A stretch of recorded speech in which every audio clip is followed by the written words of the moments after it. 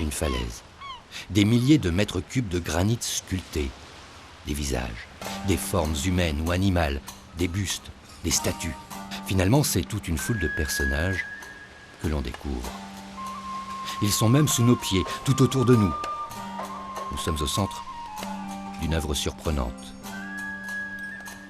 Les rochers sculptés de Rotheneuf sont peu connus, et pourtant, ceux qui les visitent s'en souviennent longtemps.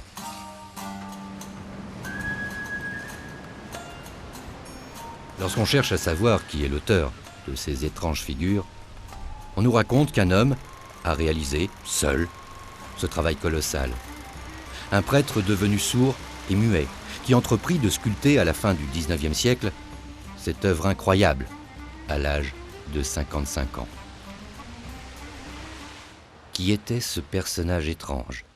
Ce prêtre, l'abbé Adolphe Julien Fouéré, qui consacra les 16 dernières années de sa vie à sculpter près de 200 personnages dans le granit d'une falaise de la côte d'Émeraude. Habitant Saint-Malo, j'avais commencé à m'intéresser aux rochers. Et puis ça m'a amené à récolter pas mal de cartes postales, de documents. À l'époque, c'était vraiment l'attraction. En fait, les gens se déplaçaient pour voir ça. C'était la promenade du week-end. C'était vraiment l'objectif et le but du week-end.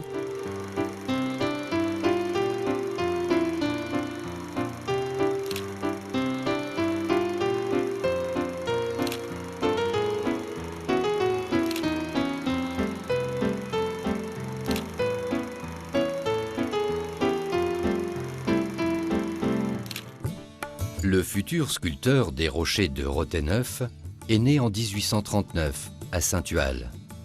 Il intègre le grand séminaire de Rennes pour être ordonné prêtre à 24 ans. Il sera vicaire dans différentes paroisses, de Paimpont à Langouette, avant de prendre une retraite forcée à Rotheneuf. Mais que faut-il retenir de ce parcours finalement classique pour un homme d'église? Que faut-il chercher dans sa vie pour comprendre comment son destin a soudainement basculé? Ça fait quand même partie des grands personnages de l'histoire de l'art pour moi. Il y a le douanier Rousseau à cette époque, il y a le facteur Cheval et il y a l'ermite de Rotheneuf. Je pense que c'est quelqu'un qui était un artiste, mais qui réalisait ce qu'il voulait par rapport à toutes les informations qu'il pouvait avoir au quotidien à son époque. Et oui, je pense que c'est un artiste, mais c'est un artiste hors norme. Bien sûr, c'est un artiste. Vous vous rendez compte un peu tout ce qu'il a fait d'abord. Et puis bon, il cherchait quelque chose quand même dans ce qu'il faisait. L'abbé Fouéré a recréé l'art à sa manière, simplement, modestement. Une œuvre à la fois sincère, mais aussi tellement surprenante.